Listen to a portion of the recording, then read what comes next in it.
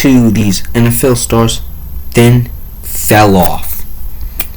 And then we'll react to like 10 NFL stars that had great seasons, then vanished. And then I'll just put like 10, 20, I don't know. Because I'm pretty sure this is 10. Like the future of the quarterback position. Wentz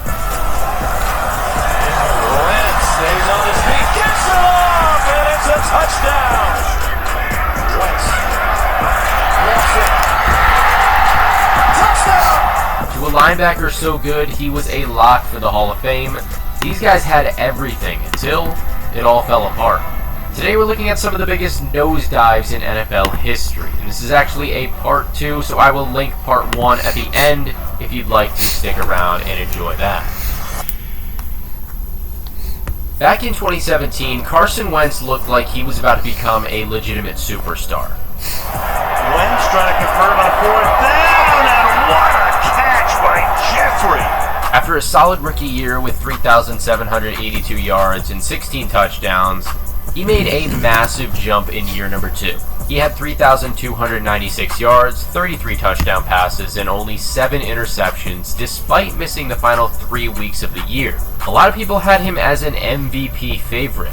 Carson Wentz, and it's clear. Tom Brady's clearly second, and Russell Wilson's breathing down both of their necks, but right now it's Carson Wentz. And you could see why. Despite the injury, he still had 1 more touchdown pass and 1 less interception than Tom Brady did that year. Wentz was a mobile quarterback who could make plays with his legs and even looked like a better pick than Jared Goff at the time, who had been taken 1 pick before him in the 2016 draft. But then came Week 14 against the Rams. Wentz threw for 291 yards and 4 touchdowns in a 43-35 road win that locked up the NFC East for the Eagles. The problem is that he left with what turned out to be a torn ACL. Philly. That's crazy. Nubian Queen, Kemet King. No. Philly went on to win the Super Bowl with Nick Foles at the helm, and a lot of people think that this is the exact moment that flipped everything for Wentz, but it's a little more complicated than that. He actually bounced back pretty well. In 2018, he was decent, despite missing 5 games, and in 2019, he actually carried the Eagles to the playoffs with over 4,000 passing yards, which was the only time in franchise history a guy has reached that mark. And get this, he did it with no receiver having more than 500 yards. That's actually crazy. Miles Sanders had 509, and then his tight end Zach Ertz and Dallas Goedert both top 500, but there were no actual wide receivers to do it. That might be one of the craziest stats that I've ever heard. The trouble came in the playoffs that year. Jadeveon Clowney knocked him out of the game, and after that hit, that's when everything really did fall apart. In 2020, Wentz completely collapsed. He went 3-8-1 as a starter in just 12 games, threw a league-leading 15 interceptions, and took 50 sacks. Since then, it's been a tour of the NFL. Indianapolis, Washington, Los Angeles, Kansas City. He's only 32 years old right now, and it's pretty wild to think just how far he's fallen. Actually, no, I'm gonna check out. He's actually on the Vikings now. I was actually about to check out what team he's on. Never mind. I remember it's on the Vikings. Huge drop-offs. Can you remember when Jamal Adams was one of the most feared safeties in the league? That's a guy who loves football, and that's a guy who on game day you don't want to be in his way. The guy was absolutely awesome. He made 3 straight Pro Bowls from 2018 to 2020, making first-team All-Pro once and second-team twice. Carr got rid of it and hit almost immediately. He played with incredible energy and was a real leader on defense. The Seahawks were so convinced that he was a game changer that they traded for him, and once his rookie contract was up, actually, do they still have him on the team? In the NFL with a 4-year, $70 million deal. In 2020, his first season in Seattle, Adams put up 83 tackles and 9.5 sacks. Jamal Adams is the Swiss Army knife, so there's no question of what his ability is as this team is trying to rebuild that legion of boom. Oh, never mind. He's actually on the Raiders, which is actually very interesting. But then the injuries started piling up. In 2021, he tore his labrum against the 49ers in Week 13 and missed the rest of the year. following year was even worse. He suffered a torn quad tendon in the second quarter of the Week 1 matchup against Denver and was done for the entire season after just one game. Since that monster 2020 season, Adams hasn't recorded a single sack. He's only had 2 picks in the past 4 years, and between 2022 and 2024, he played just 15 games total. The Seahawks released him in 2023, and this past year he bounced from the Titans to the Lions. You can't really call Adams a bust because of what he did early on, but man, he did fall off a cliff due to those injuries. Now the word is that he's hanging up his cleats instead of trying another comeback. When you think about guys who just could flat out catch everything, Michael Thomas was right up there. I mean, this dude had hands like glue, and his connection with Drew Brees was just perfect to watch. Brees looking his way, and there it is! A new NFL record! Reaching across for a touchdown! He led the NFL in catches 2 straight years, 125 receptions in 2018, and then 149 in 2019.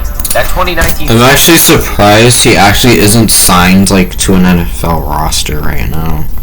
Michael Thomas. I feel like he would do as much damage as like some veterans. Like, hold on. He's 32. About to be the same age as the fastest receiver, probably, Tyreek Hill. So, and he still hasn't signed with roster. That's crazy. He was born on March 3rd, so he's gonna be like 2 days older than Tyreek Hill, but yeah, and he's gonna be like 33. Yeah, 33, so.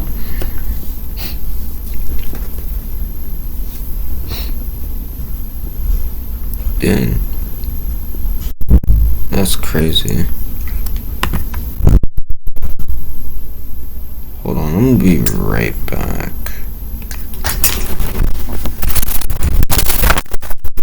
Oh!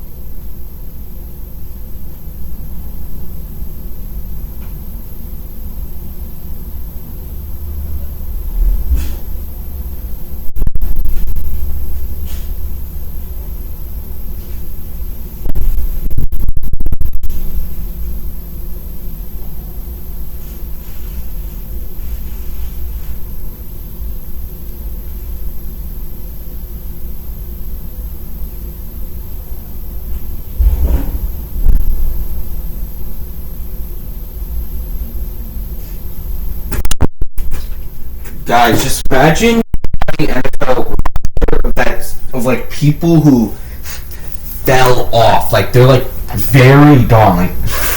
Like their talent is super gone. I feel like that would be a kind of funny idea to do. I feel like I know who the 3 quarterbacks would be. Probably Kyler Murray, J.J. McCarthy guaranteed, and either Anthony Richardson or Anthony Richardson. Like good quarterbacks, I guess, or Tua actually.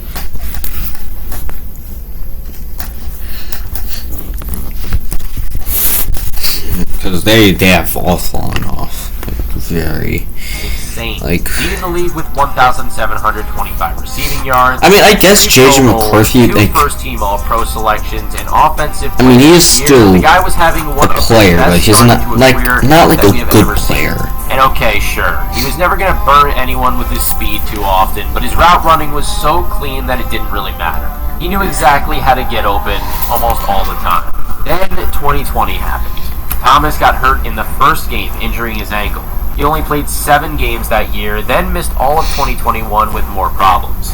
When he finally came back, you could see the glimpses of his old self, but he just wasn't the same player overall.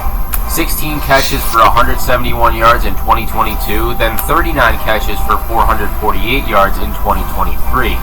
After a toe injury and MCL sprain later in consecutive seasons, the Saints had enough and released him from the team for good. It's so easy to become a podcaster with No. Shut up. The concept. Shut up, Bad. Shut up. Another guy who lost a step is Chase Young. Sometimes the most hyped up guys coming out of college just never quite figure it out. He was supposed to be the next big thing. I mean, he broke Ohio State's single-season sack record with 16.5 in 2019, was a unanimous All-American selection, and even got Heisman Trophy votes as a defensive player, which just doesn't... Justin Fields. Oh wait, Tua's behind. Tua. Oh my god. Tua's in 10th. That's crazy. Trevor Lawrence in 9. Or no, not 9. 7. Interesting.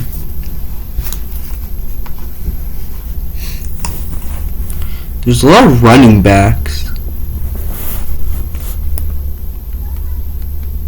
And how many touchdowns?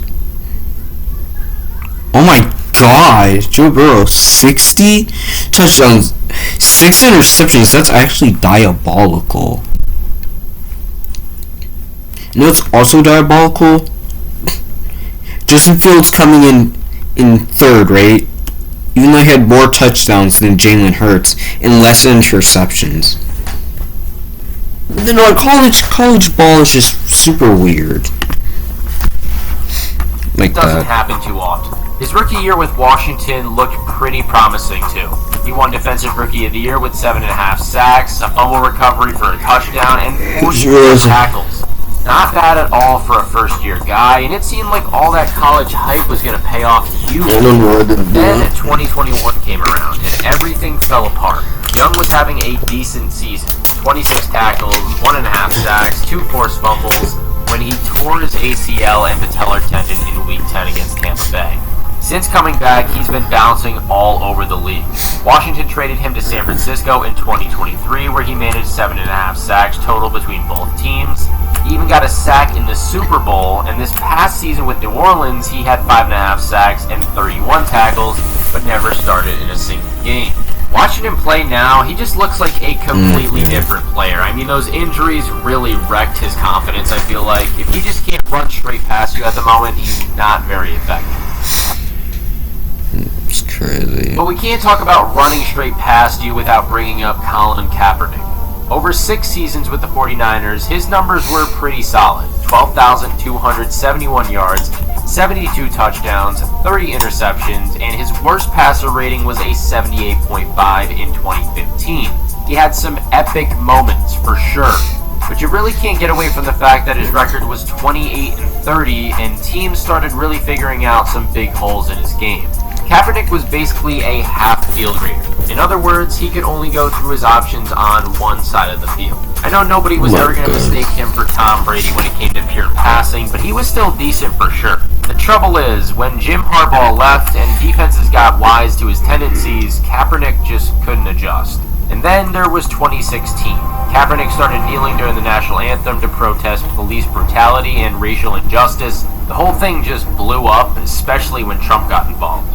No one's tried to quiet me, and to be honest, it's not something I'm gonna be quiet about. Kaepernick sued the NFL for keeping him out and settled in 2019. He had a workout that year and another with the Raiders in 2022, but nothing came out of it. Now he's made his own publishing company, is writing books and making documentaries, and to be honest with you guys, I still think he's better than, a handful of quarterbacks in the league, so he could still get a spot as a starter if it were me. Okay, if you're looking for a guy who had all the tools to be a future Hall of Famer, Navarro Bowman is your guy. This guy was a monster who made first-team All-Pro 4 times.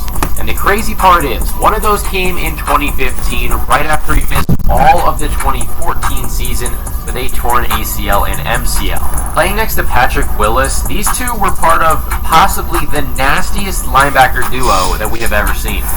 Inside linebacker, number 52, Patrick Willis. And he come out and get on that one knee and just, he get me going. Today, we don't gladiators, man. We gotta play like it.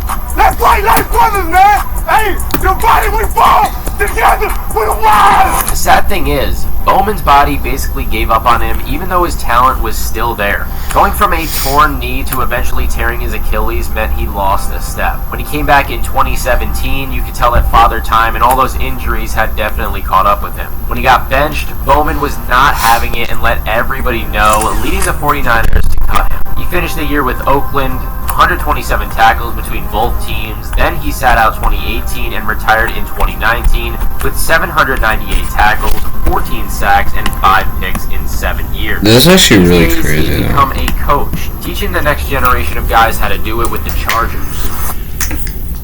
Get some water real quick. Okay, never mind. I guess I can't get water. Just have to skip the side.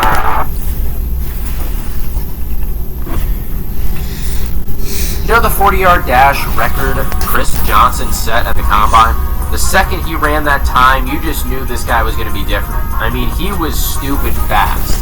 The kind of speed where everybody else looked like they've been running through mud. Even as a rookie sharing carries with Lendale White in that smash and dash offense, he still put up 1,228 yards and 9 touchdowns. But 2009 was when CJ2K became a legend. The guy rushed for 2,006 yards, scored 14 rushing touchdowns, and led the league with 2,509 yards from scrimmage. That record still stands to this day. Only Marshall Faulk has ever hit 2,400, and there's been just 11 seasons in NFL history where players have over 2,300.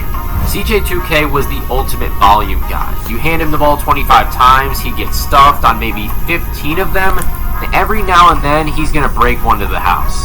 If he ever got even a crack of daylight, the guy was gone.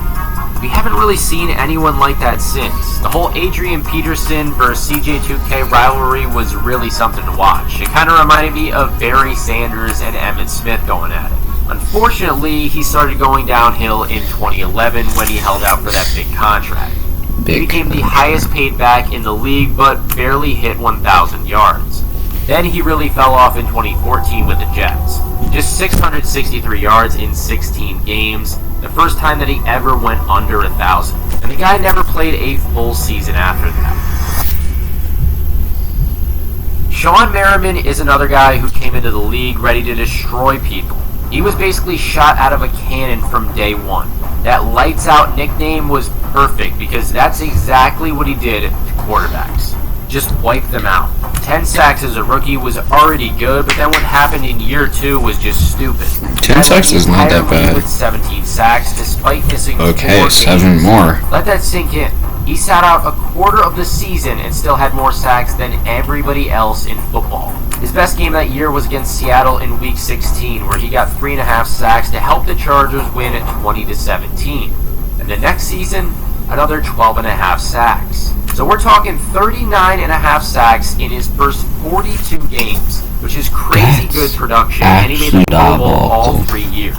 He was part of those loaded Chargers teams that felt like they should have really won a Super Bowl. I mean, they had LaDainian Tomlinson, Michael Turner, and Darren Sproles, and that's just the backfield. Then in 2008, Merriman played 1 game for a knee injury that needed surgery, knocked him out for the year. And we can't ignore the PED case that got him suspended for those 4 games in 2006. Those two problems together basically duped what could have been a Hall of Fame career. These days, he's kept the Lights Out nickname going. He just created his own MMA promotion, Lights Out Extreme Fighting. Well, that's actually pretty cool, I'm not gonna lie. But I'll tell you what, Dalvin Cook's drop-off is even crazier. We're talking about a dude who was already a beast in college, putting up 5,399 yards from scrimmage and 48 touchdowns in 3 years at Florida State.